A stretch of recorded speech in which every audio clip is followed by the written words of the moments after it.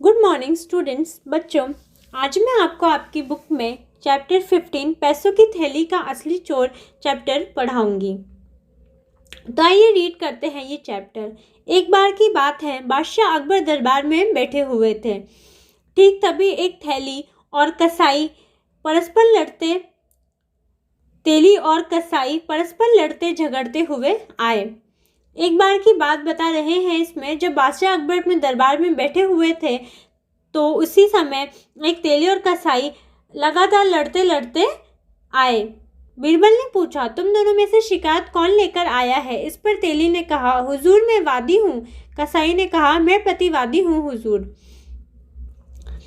तो जब बीरबल ने पूछा कि जो तुम जिस बात पे लड़ रहे हो उसकी शिकायत लेकर कौन आया है, तो तेली ने कहा कि मैं तो कहने वाला हूँ और मैं वादी हूँ, और कसाई ने कहा कि मैं प्रतिवादी हूँ। बीरबल ने उन दोनों से लड़ाई का कारण पूछा। जो बीरबल थे उन्होंने पूछा कि तुम्हारी लड़ाई का कारण क्या है? इस पर तेली ने कहा, गरीब परवर मैं अपनी दुकान पर बैठा हुआ हिसाब लिख रहा था कि इतने में इस कसाई ने मेरे पास आकर तेल मांगा। अपना काम छोड़कर मैंने उसे तेल दे दिया और फिर से अपने काम में जुट गया। थोड़ी बार क्या देखता हूँ कि पैसों की थैली नहीं है।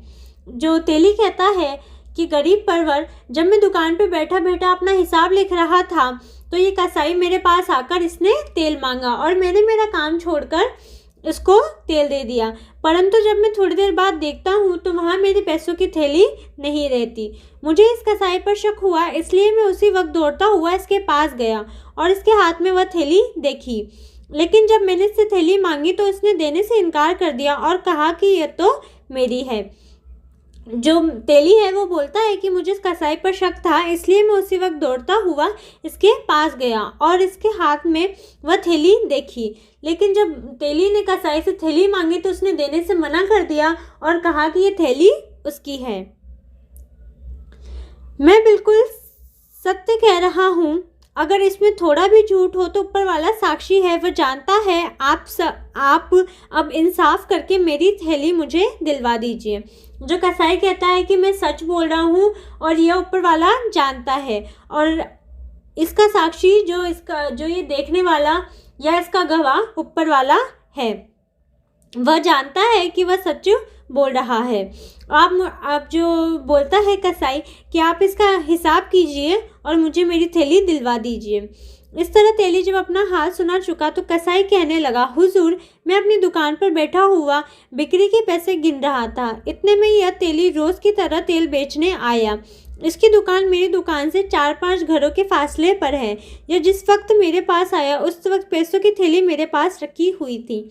जो कसाई कहता है, जब तेली अपनी बात बता देता है तो फिर कसाई कहता है कि हुजूर मैं अपनी दुकान पर बैठा हुआ था और बिक्री जो उसने सामान बेचे थे उसके पैसे गिन रहा था। इतने में वह तेली उसके पास गया तेल बेचने, और जो तेली की दुकान थी वह कसाई के घर से 4-5 घरों के फासले पर थी। और जब तेली गया कसाई के पास तो उसके पास पैसों की थैली रखी हुई थी। इसके आते ही मैंने देखा तो थैली नहीं मिली। मैंने दौड़कर इसे पकड़ लिया और अपनी थैली इससे छीन ली। वो बोलता है कि ना उसके आते उसने थैली देखी पर थैली वहाँ नहीं थी। वह दौड़कर उसके पास गया और उसने अपनी थैली छीन ली। आगे पढ़ते हैं आगे की कहानी। इतना कहने के बाद कसाई और बोला, मैंने अपनी बात सच्ची सच्ची कही है। अगर इसमें थोड़ा भी झूठ हो तो खुदा गवाह है, हुजूर आप ही अब मेरा इंसाफ करें। जो तेली बोलता है कि मैंने जो बात कही है वो सच है, और अगर इसमें झूठ बोला हो तो खुदा गवाह है।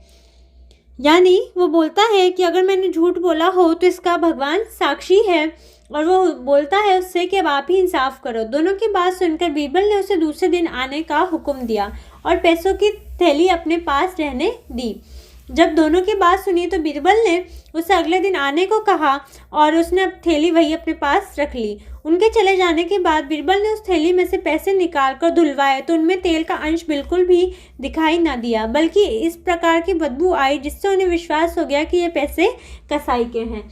जब बीरबल ने वो पैसे निकाल कर धुलवाए तो उसमें बिल्कुल भी तेल की बदबू नहीं आई और ऐसे अजीब सी बदबू आई जो कसाई की दुकानों पर आती है।